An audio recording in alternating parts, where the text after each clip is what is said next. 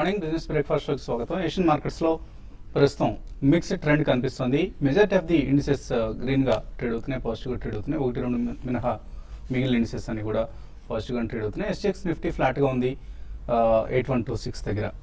And last night US markets స్ట్రాంగ్గా days high దగ్గర close అయ్యాయి. సో Q3 2015 Q3లో మాత్రమే ఇంట్రెస్ట్ రేట్స్ పెరుగుతాయి అన్న వాదన బలం పుంజుకుంటోంది. సో అందువల్లనే ఇంట్రెస్ట్ రేట్ కన్సర్న్స్ కొంత సద్దుమణగడంతో యుఎస్ మార్కెట్స్ లాస్ట్ నైట్ లాభాలతో ముగిశాయి. ఇదే ధోరణి ఇప్పుడు మనకు ఏషియన్ మార్కెట్స్లో కూడా కనిపిస్తుంది. ఏషియన్ మార్కెట్స్లో డాలర్ స్ట్రెంగ్త్ అలాగే కొనసాగుతుంది. 84 పైన నిలదొక్కుంది డాలర్ ఇండెక్స్. సో ఇది నిన్న కూడా మనం చూసాం. రూపాయి లాంటి కరెన్సీస్ మీద కూడా ఇప్పుడు ప్రభావం చూపిస్తుంది. స్ట్రాంగ్ డాలర్ ఇంపాక్ట్ రూపీ మీద నిన్న రూపీ బలహీనపడటం చూసాం. సో కరెన్సీ మూవ్మెంట్స్ కొంతకాలం మార్కెట్స్ మీద ప్రభావం చూపించే అవకాశం మనకు కనిపిస్తుంది. అండ్ బ్రెంట్ క్రూడ్ $98 దగ్గర ఉంది. 98.16 దగ్గర ప్రస్తుతం ట్రేడ్ అవుతుంది. సో ఇండియన్ ఎకానమీకి సంబంధించి ఇది పాజిటివ్ డెవలప్మెంట్గా మనం ఎప్పటి నుంచో అనుకుంటున్నాం. లెస్ దాన్ $100 దగ్గర ట్రేడ్ అవుతుంది కాబట్టి సో 98.16 ప్రస్తుతం బ్రెంట్ క్రూడ్ బ్యారెల్ క్రూడ్ ధర. సో మార్కెట్స్ వరుసగా నిన్న రెండో సెషన్ కూడా కన్సాలిడేట్ కావడం చూసాం. వరుసగా ట్రిపుల్ డిజిట్ లాభాలు చూసిన మార్కెట్స్లో ఇప్పుడు కొంచెం ఇక్కడ ఆగి ఊపిరి పీల్చుకునే ప్రయత్నం చేస్తున్నాయి. సో వరుస లాభాల తర్వాత నిన్న మొన్న కూడా మార్కెట్స్ వీక్గా ట్రేడ్ కావడం. అయితే ఏషియన్ మార్కెట్స్ లైక్ నిన్న హాంకాంగ్ లాంటి ఇండిసెస్ 2% వరకు నష్టపోయాయి. అటువంటి మార్కెట్స్తో పోలిస్తే మనం బెటర్గానే పెర్ఫామ్ చేసాం. అలాగే నిఫ్టీతో పోలిస్తే mid and small cap indices మెరుగ్గా ట్రేడ్ అయ్యాయి. And majority of the mid and small క్యాప్స్లో మనం ప్రైస్ యాక్షన్ గమనించాం. సో FIS కూడా నిన్న కాస్త రెస్ట్ తీసుకున్నారు.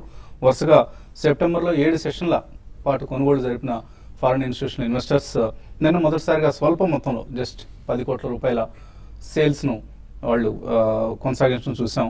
అండ్ లాస్ట్ 3 సెషన్స్లో నిన్న కాకుండా అంతకు ముందరి 3 సెషన్స్లో FIS 1950 crores వర్త్ స్టాక్స్ను కొనడం చూసాం. సో రూపాయి బలహీనపడితే FIL కొంత ఇది ప్రతికూల పరిణామం. సో వాళ్లకు రూపాయి బలహీన పడిన కొద్దీ మార్కెట్ గెయిన్స్ ఏవైతే ఉంటాయో అవి ఫారిన్ కరెన్సీలో తగ్గుతూ ఉంటాయి. సో డాలర్ బలపడి రూపాయి బలహీనపడితే FISకి ప్రతికూలం. సో రూపీ స్ట్రెంత్ పుంజుకుంటూ ఉంటేనే FISకి అనుకూలమైన పరిణామం. సో మన రూపీ ఇప్పటిదాకా చాలా రోబస్ట్గా నిలబడింది ఇతర కరెన్సీస్ ఎమర్జింగ్ మార్కెట్ కరెన్సీస్తో పోలిస్తే. కానీ నిన్న మాత్రం కొంచెం వీక్ అయింది. ఈ ఉదయం కూడా కొంచెం రికవర్ అయింది. నిన్న 60.94 దగ్గర క్లోజ్ కావడం చూసిన రూపీ ఇప్పుడు 60.85 ఈ సమీపంలో ఓపెన్ అయింది. సో ఇవాళ ఎలా బిహేవ్ చేస్తుంది రూపాయి అన్నది కూడా కొంత మనకు కీలకమైన పరిణామం. మరొక కీలకమైన డెవలప్మెంట్, ప్రభుత్వం అతిపెద్ద డిజిన్వెస్ట్మెంట్ రంగం సిద్ధం చేస్తుంది. ONGC, కోల్ ఇండియా, NHPC 3 కంపెనీస్లో తనకున్న వాటాను ఆఫర్ ఫర్ సేల్ ద్వారా మార్కెట్లో విడుదల చేసి 45,000 కోట్ల రూపాయలు రైజ్ చేసే ప్రయత్నం చేస్తుంది. ఈ ప్రయత్నాలు అతి త్వరలో మార్కెట్స్లో కొంత సందడిని సృష్టించబోతున్నాయి. అలాగే ఒక ఇంట్రెస్టింగ్ ఆర్టికల్ బిజినెస్ స్టాండర్డ్లో రావడం చూస్తున్నాం మనం. India second highest contributor to rise in global market cap. అంటే స్టాక్ మార్కెట్స్ యొక్క పరిమాణాన్ని మనం మార్కెట్ క్యాపిటలైజేషన్ దృష్ట్యా చూస్తుంటాం. సో కంపెనీల షేర్లన్నింటినీ అప్పుడున్న మార్కెట్ విలువతో హెచ్చిస్తే అంటే గుణిస్తే వచ్చే అంకె అది మార్కెట్ క్యాపిటలైజేషన్ అనేది. సో ఇండివిజువల్ కంపెనీస్తో పాటు ఓవరాల్గా ఆ స్టాక్ ఎక్స్చేంజ్లో ఎంత మొత్తం మార్కెట్ క్యాపిటలైజేషన్ ఉన్నది అన్నది కూడా లెక్కడుతూ ఉంటారు. సో ఆ లెక్కలో చూస్తే ఇండియన్ మార్కెట్ క్యాపిటలైజేషన్ ప్రస్తుతం $1.5 trillion. సో 1 ట్రిలియన్ అంటే $1000 బిలియన్ అంటే సుమారుగా 90 లక్షల కోట్ల రూపాయలు మన కరెన్సీలో మార్చి చూస్తే. సో $1.5 trillion అంటే 90 lakh crores మన మార్కెట్ క్యాపిటలైజేషన్. ఇదే సమయంలో యుఎస్ మార్కెట్ క్యాపిటలైజేషన్ ప్రస్తుతం $23.9 trillion. అంటే మన ఎకానమీకి ఆల్మోస్ట్ మన మార్కెట్ క్యాప్కు ఆల్మోస్ట్ 18 times అలా ఉంది, ఆర్ 16 times ఉంది కనిపిస్తుంది US market cap. So US market cap last December నుంచి ఆగస్టు వరకు చూస్తే ఇయర్ టు డేట్ చూస్తే 1.6 trillion పెరిగింది. అంటే contribution to world GDP, world market cap 41% contribute చేసింది. అలాగే Indian market cap December year to date చూస్తే $1.1 trillion నుంచి $1.5 trillion పెరిగింది. $0.4 trillion పెరిగింది. అంటే 10% కంట్రిబ్యూషన్ మార్కెట్ క్యాప్ పెరగడంలో. So Indian markets are the second best performing markets in terms of market cap. In absolute terms if you take just Sensex Nifty growth చూస్తే మనమే top performing market, but in terms of market capitalization చూస్తే second best in the world markets. So emerging market దేశాలన్నింటిలో కూడా Indian markets పట్లనే ఎక్కువ FIs దృష్టి సారిస్తున్నారు. ఈ అంశాన్ని మనం దృష్టిలో ఉంచుకోవాలి. ఇవన్నీ కూడా మార్కెట్ స్ట్రెంగ్త్ను మనం గమనించడానికి సంకేతాలుగా ఎప్పటికప్పుడు కార్యక్రమంలో వివరించడం జరుగుతుంది. మార్కెట్స్ గురించి మాట్లాడేందుకు మనతో అనలిస్ట్ సిద్ధంగా ఉన్నారు. సో నిన్న మొన్న కొంత కన్సల్టేషన్ చూసాం, అండ్ ఇవాళ ఎటువంటి ట్రెండ్ ఉంటుంది అనుకుంటున్నారు? బై అండ్ డిక్లైన్స్ అని మనం పదే పదే చెప్తున్నాం కాబట్టి ఇప్పుడు నిన్న మొన్న వచ్చిన బయింగ్ డిక్లైన్స్ను బయింగ్కి వాడుకోవచ్చా? డెఫినెట్లీ అండి, every dip is a by అనే చెప్పొచ్చు అండి. ఎందుకంటే మనకి రాను మనకి క్రూడ్ పెట్రోలియం క్రాక్ అనేది it's going to be huge positive for the economy అండి. ఫస్ట్ టైం 18 months లో $98 కూడా వచ్చింది బ్రెంట్. సో ఇది ఒక చాలా పాజిటివ్ కిక్కర్ గా మనకి it will act as a very positive kicker for the Indian market అండి.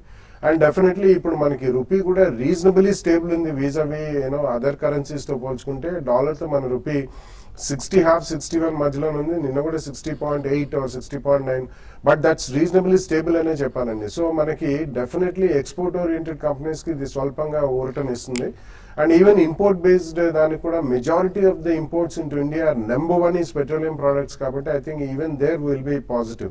So both ways I think will be in a positive zone కాబట్టి this will definitely act as a very strong positive ticker for the market అండి. So I think మార్కెట్లో major weakness అయితే ఏం కనిపించలేదండి. ఎందుకంటే macros నిన్న కూడా మనకి ministry has given out a statement that we will maintain 4.1 physical deficit definitely అని చెప్పారు. మీరు ఇప్పుడే మెన్షన్ చేసినట్టు they are also going to really lay out a road map for massive disinvestments and reasonably good markets కూడా ఉన్నాయి కాబట్టి I think pricing is not a major issue.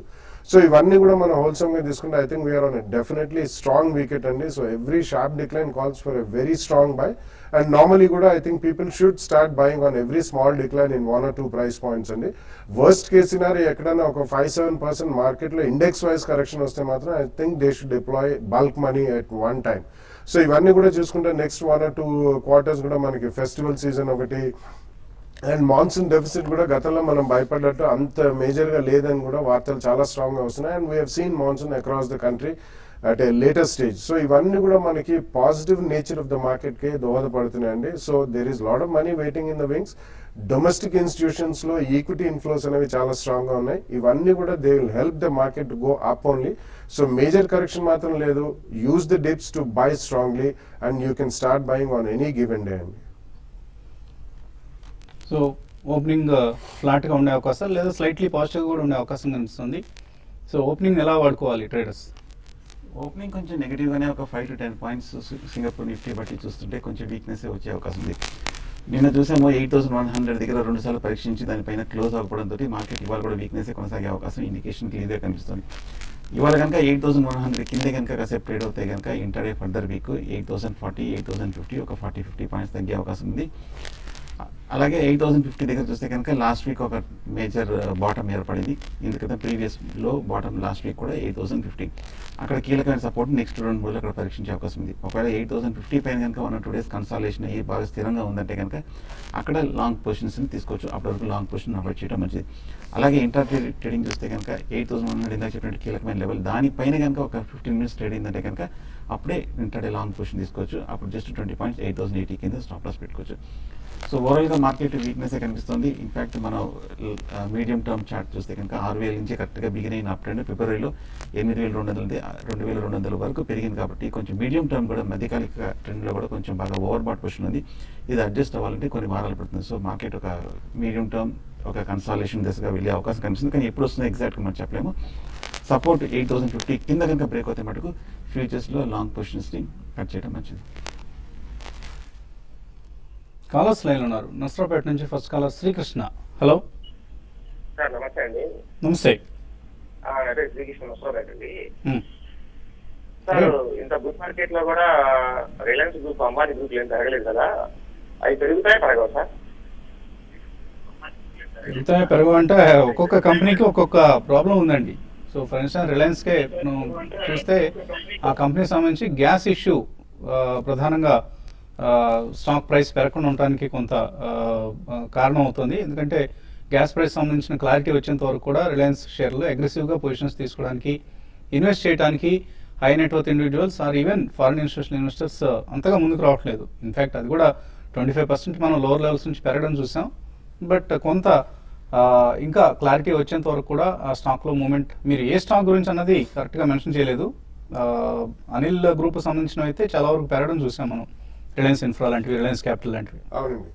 So definitely what you mention is right అండి. ఒకటి అంటే global ఉదాహరణ తీసుకుంటే కూడా మనకి 2001 పీక్లో కొన్ని ఇన్ఫర్మేషన్ టెక్నాలజీకి సంబంధించిన stock like Microsoft is number 1 company in the world అండి. సో అటువంటి స్టాక్స్ 2000 ఎవరైనా కొంటే ఇప్పుడు దాకా ఆల్మోస్ట్ 13 to 15 years దాకా కూడా they never made money. So price is what you pay, valuation is what you get. So valuation parameters మీద next 2-3 years growth అనేది బేసికలీ చూస్తారండి మేజర్ ఇన్వెస్టర్స్ అనేది. సో ఈ పరిణామంలో తీసుకుంటే మాత్రం మనకి అన్సర్టనిటీస్ అనేది రిలయన్స్ ఇండస్ట్రీస్ లో ఇప్పుడే వసంత్ గారు మెన్షన్ చేసినట్టు first is gas pricing, and రెండోది ఇదే కాకుండా వాళ్ళది assets which they bought in US అవన్నీ కూడా మేజర్ గా వాళ్ళు అనుకున్నట్టు కాంట్రిబ్యూట్ చేయట్లేదు. అండ్ లోకలీ తీసుకుంటే వాళ్ళ రిలయన్స్ రీటైల్ కానివ్వండి, వాళ్ళ 4G ఎక్స్పాన్షన్ అనేది or you know kick out in the complete pan India చాలా ఉన్నాయండి. So 3-4 issues are there pending. అందుకనే ఈ స్టాక్ మేజర్ గా పర్ఫామ్ చేయలేదు. కొన్ని 1 or 2 stocks like Anil Ambani group కి చెందినవి ఆర్కామ్, ఆర్పవర్ కూడా I don't think they have really participated much. But Reliance Capital and Reliance Infra are I think reasonably good bets. అలాగే valuation, market ఎంత valuation ఇవ్వదలుచుకోవటం అన్నది ఆ సమయంలో ఉన్న సెంటిమెంట్ను, ప్రమోటర్స్ని బట్టి ఆధారపడి ఉంటుంది. For instance Cairn India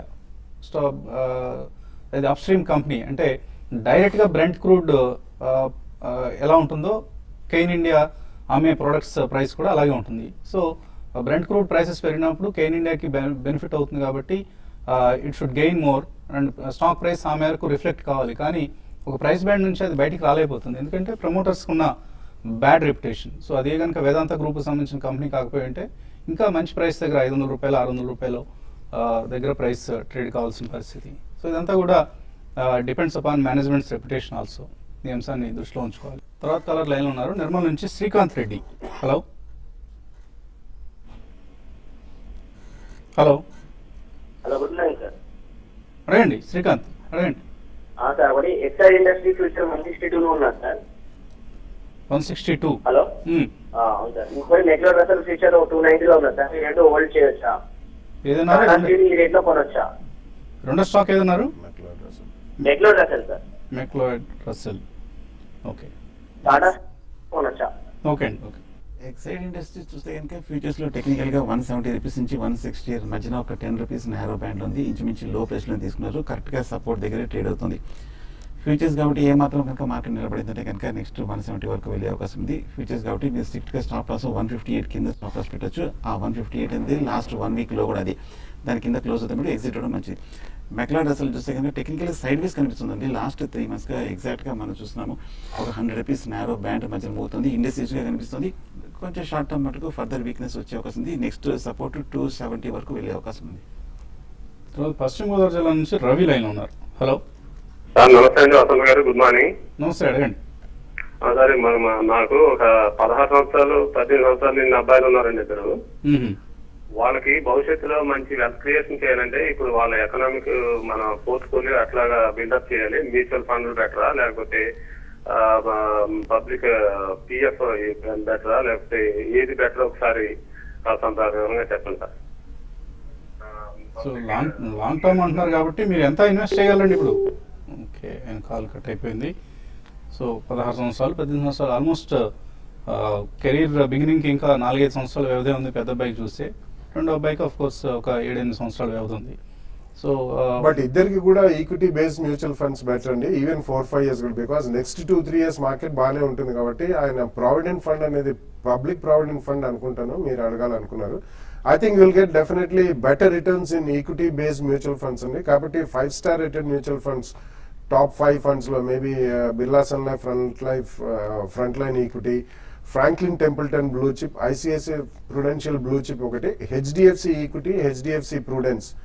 so ఈ రెండు కూడా మల్టీ క్యాప్ ఫండ్స్ అండి. సో ఇలా మీరు ఈ 5 funds లో కూడా డెఫినెట్లీ సిస్టమాటిక్ ఇన్వెస్ట్మెంట్ ప్లాన్ ప్రకారం ఇద్దరి పేరు మీద మంత్లీ కొద్దిగా ఎంతైతే మీరు సేవింగ్స్ కేటాయిస్తారు. అవి ఇన్వెస్ట్ చేసుకుంటూ వెళ్తే డెఫినెట్లీ మీకు నెక్స్ట్ 3 to 5 yearsలో మంచి రిటర్న్స్ వస్తాయండి.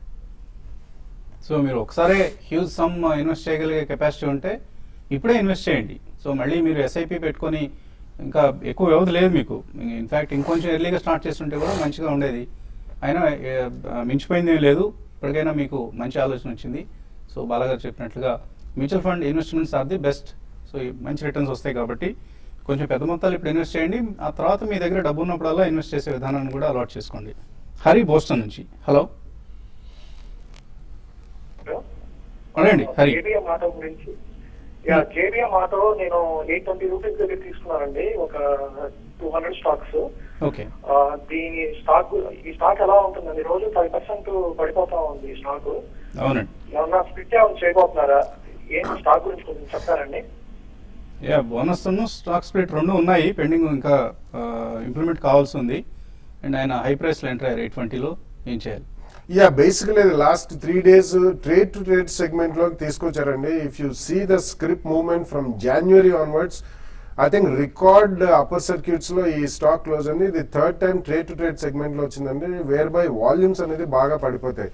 But the company is doing extremely strong అండి, ఫండమెంటలీ వెరీ స్ట్రాంగ్ కంపెనీ. కాబట్టి మీరు భయపడాల్సిన అవసరం లేదు. ఇఫ్ పాసిబుల్ మీరు కొద్దిగా లోవర్ రేట్లో ఇంకొక 200-300 స్టాక్స్ కొని just run it for the next 2-3 years అండి. You'll get excellent returns. It's one of the finest auto ancillary companies. Last caller Hyderabad నుంచి రంగారెడ్డి. హలో సార్, నమస్కారం సార్. నమస్తే అండి, అడగండి. సార్, నా దగ్గర C8 ఒకటి, JK టైర్స్ ఒకటి 25% ప్రాఫిట్ లో ఉన్నాయి సార్. ప్రాఫిట్ లో ఉన్నారు. ఓకే, అవును సార్, 25% ప్రాఫిట్ లో ఉన్నాం. ఉంచుకోవచ్చా? ప్రాఫిట్ బుక్ చేసుకోవచ్చా లేకపోతే? రెండు స్టాక్స్ బులిష్ కానండి. ముఖ్యంగా లాస్ట్ 1 week చూస్తే కనుక రెండు టైర్ స్టాక్స్ చూస్తే కనుక వెర్టికల్గా అప్వర్డ్గా మూమెంట్ స్ట్రాంగ్గా పెరగడం జరిగింది. షార్ట్ టర్మ్ అయితే కనుక అలాగే మీరు ప్రాఫిట్ బుక్ చేయాలనుకుంటున్నారు కాబట్టి ఈ రేట్లో మీరు ప్రాఫిట్ బుక్ చేయొచ్చు. అలాగే ఏమాత్రం ఒక 10% డిప్ వచ్చిందంటే కనుక మళ్ళీ లోయర్ రేట్లో రీఎంటర్ కావచ్చు. So short term profit book చేయొచ్చు. మోహన్ వర్మ మెయిల్ పంపించారు. నెట్వర్క్ 18 49 రూపాయలు, కోర్ ఎడ్యుకేషన్ 15 రూపాయల్లో హోల్డ్ చేస్తున్నారు. సో 3 months కోసం హోల్డ్ చేయొచ్చా? 3 monthsలో పెద్దగా వీటిలో మీకు ఉద్ధరించేదే ఉండదండి. వీలైనంత వరకు బయటకు వచ్చేసి మంచి షేర్లో ఇన్వెస్ట్ చేయండి. రెండు కూడా అండర్ పెర్ఫార్మింగ్ స్టాక్స్. పరాసర్ అడుగుతున్నారు, జమ్మూ కాశ్మీర్ బ్యాంక్ 168లో ఎంటర్ అయ్యారు. Medium to long term prospects ఎలా ఉంటాయి? బాగానే ఉంటాయండి. Definitely you can hold it అండి. పోస్ట్ స్ప్లిట్ అది 168, it's a decent rate. Definitely ఇప్పుడు మనం చాలా ఫ్లడ్స్ అవి కూడా వచ్చాం. One of the finest banks out of private sector అండి. So you can continue to hold it. ఒకవేళ ఏమైనా 5-7% పడితే సెకండ్ ప్రైస్ పాయింట్లో కూడా కొనండి. వైబ్రాంట్ డిజిటల్ 54లో చైతన్య అడుగుతున్నారు. అలాగే ఫ్రెష్ ట్రాప్ ఫ్రూట్స్ ఇది 63 రూపాయలు కొన్నారు. షార్ట్ టర్మ్ కోసం హోల్డ్ చేయొచ్చా? ఫ్రెష్ క్రాప్స్ ఫ్రూట్స్ చూస్తే కనుక టెక్నికల్గా 25 రూపీస్ నుంచి మనం 68-69 రూపాయల వరకు పెరగడం చూసాము. టెక్నికల్గా ఈ లాస్ట్ 1 monthగా కొంచెం రియాక్షన్ చూస్తున్నాము. ఫండమెంటల్ మట్టి ఒకసారి చెక్ చేయండి. బట్ కానీ టెక్నికల్గా మన లాస్ట్ 6 monthsగా చూస్తే కనుక కొంచెం 20 రూపీస్ నుంచి 65 రూపీస్ వరకు వచ్చింది. కాబట్టి మీడియం చార్ట్లో కొంచెం రెండు కూడా ఆపరేటెడ్ స్టాక్స్ అండి. వీటికి ఏమి టెక్నికల్స్ ఫండమెంటల్స్ చూడాల్సినంత అగత్యం లేదు. సో రెండింటిలోంచి ఇమీడియట్గా బయటకు రండి. కోల్ ఇండియా, NHPC, ONGC ఇవన్నీ 6 to 9 months కోసం తీసుకోవచ్చా? ఇక్కడ రెండు చక్కగా కన్సల్టేషన్ అవుతుందండి. కోల్ ఇండియా, ONGC రెండు కూడా టెక్నికల్గా పాజిటివ్గా ఉంది. చిన్న డిప్లో తీసుకోవడం బెటర్, ఎందుకంటే మార్కెట్ కొంచెం రియాక్షన్ అంటే ఇప్పుడు డిస్ఇన్వెస్ట్మెంట్ న్యూస్ ఉంది కాబట్టి వాటి ప్రభావం ఎలా ఉంటుంది? ఆ న్యూస్ ప్రభావం స్టాక్స్ మీద ఎలా ఉంటుంది? అంటే కోల్ ఇండియా మటుకు ఇప్పుడే కొంచెం పాజిటివ్గా కనిపిస్తుంది. టెక్నికల్గా కన్సల్టేషన్ అప్వర్డ్ బ్రేక్అవుట్ కనిపించింది. కానీ ONGC చూస్తే కనుక లాస్ట్ 1 monthగా కొంచెం అప్వర్డ్ బాగా మూవ్మెంట్ రావడం జరిగింది. కరెక్ట్గా రెసిస్టెన్స్ ఉంది కాబట్టి ఆల్రెడీ బై వచ్చేసింది. కొంచెం సెల్లింగ్ ప్రెషర్ ఈ లెవెల్లో వచ్చే అవకాశం కనిపిస్తుంది. మణికంఠ రెడ్డి అడుగుతున్నారు, సిమెంట్ స్టాక్స్లో బెస్ట్ స్టాక్ ఏది కొనమంటారు? బెస్ట్ ఈస్ డిఫికల్ట్ అండి. Shree cements happens to be the best and the finest. ఎందుకంటే నెక్స్ట్ 1 yearలో 6 million tons కెపాసిటీ, 12 to 18 monthsలో 6 million tons కెపాసిటీ యాడ్ అవుతుంది. మీరు హై ప్రైస్ అని చూడొద్దు. Definitely that's one of the finest stocks. Venkataramana అడుగుతున్నారు, G300 కాల్ ఆప్షన్, అలాగే IDFC 150 కాల్ ఆప్షన్ హోల్డ్ చేస్తున్నారు. Hold or exit? జీ కొంచెం పాజిటివ్గా కనిపిస్తుంది. నిన్న బాగా వాల్యూమ్స్ తోటి అప్వర్డ్ బ్రేక్అవుట్ కనిపించింది. నా ఉద్దేశం కాకపోతే లాస్ట్ 1 monthగా రెండు స్టాక్స్ సైడ్ వేస్లో ఉంది కాబట్టి కొంచెం రెసిస్టెన్స్ దగ్గరికి ఒక చిన్న రికవరీ వచ్చిన తర్వాత హై లెవెల్లో ఎగ్జిట్ ఇప్పుడు మంచి ప్రాఫిట్ తోటి. And IDFC just QIP issue complete అయింది నిన్నే. 130. సో మేబీ దాని ఇంపాక్ట్ కొంత ఉంటుంది. అండ్ ₹200 టార్గెట్ ప్రైస్ చెప్తున్నారు నెక్స్ట్ 6 monthsలో maybe, but not in the calls market అండి. It's in the fundamentally it's one of the best companies. Nagesh అడుగుతున్నారు, లాస్లో ఉన్నారట ఆయన. NHPC ₹32 కొన్నారు, BHEL 338, జైన్ ఇరిగేషన్ 190, అన్ని హై రేట్స్లో కొన్నారు. MOIL, R power, Vijaya bank. ఏం చేయాలి ఇప్పుడు?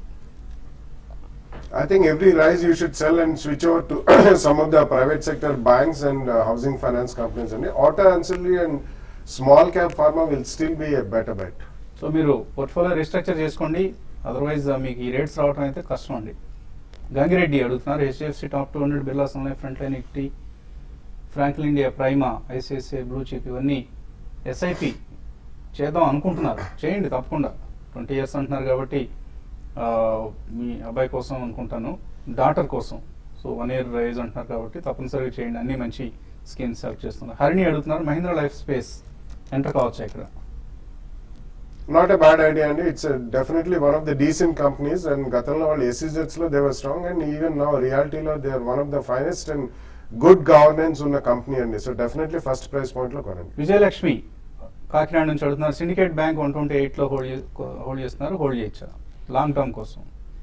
హోల్డ్ చేయండి. ఇంచుమించు రీసెంట్ లోనే తీసుకున్నారు, ఇప్పుడే కొంచెం సపోర్ట్ తీసుకున్నట్టు కనిపిస్తుంది. ర్యాలీ వస్తే కనుక ఫర్దర్గా ర్యాలీ 140, 150 వరకు వెళ్ళే అవకాశం ఉంది. సామర్లకోట నుంచి శేషు, రిలయన్స్ పవర్ ₹93 హోల్డ్ చేస్తున్నారు, 1 to 2 years కోసం హోల్డ్ చేయొచ్చా?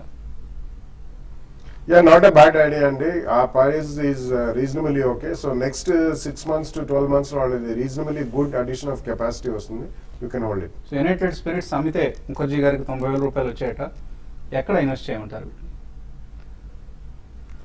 I think the best would be a small cap pharma company and on declines JB Pharma and Indoco Remedies will be a better bet.